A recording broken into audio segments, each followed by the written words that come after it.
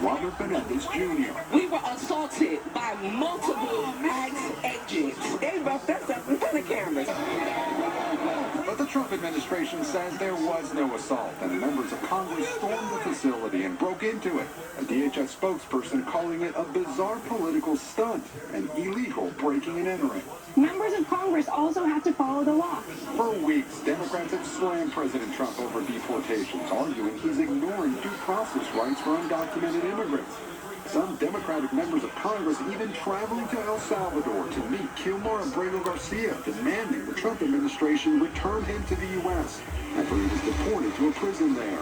The administration says he's a gang member, which he denies. The second we try to deport them, the radical Democrat Party is racing to the defense of some of the most violent savages on the face of the earth. The White House is now considering suspending the right to challenge a person's detention by the government. The Constitution is clear.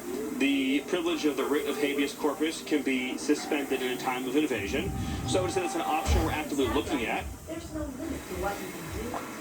Again today, a judge ordered the release of a Tufts University student who's been detained since March. Yes, Lester, and just breaking, Turkish student Rumeysa Ozturk just walked out of a detention facility in Louisiana. The federal judge ruled her continued detention could potentially chill the speech of millions of non-citizens. The Trump administration has said student visas are a privilege, not a right. Lester? Gabe Gutierrez, thanks. A show of strength tonight in Russia by President Vladimir Putin appearing at a massive military parade with China's leader in what appeared to also be a direct message to the U.S. Keir Simmons is there for us. Russian President Putin and China's President Xi appearing side by side, sending an uncompromising message to the U.S. from Moscow today.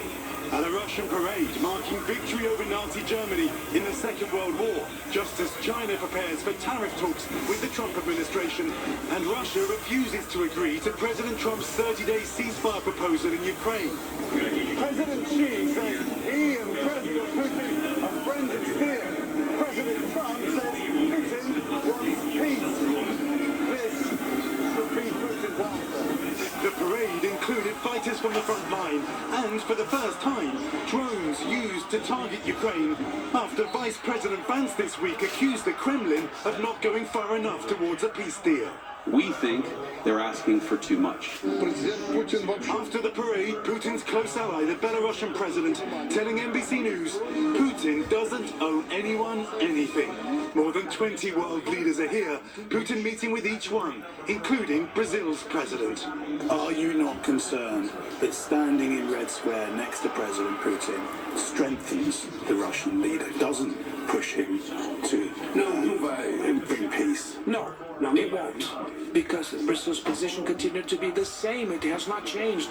Brazil is critical, is made a critique on Ukraine's occupation, and that we have to find peace. Tonight, the Kremlin says peace talks are moving forward, while President Trump is again threatening sanctions if a ceasefire is not reached. Lester? Keir Simmons, thank you. We'll be right back in 60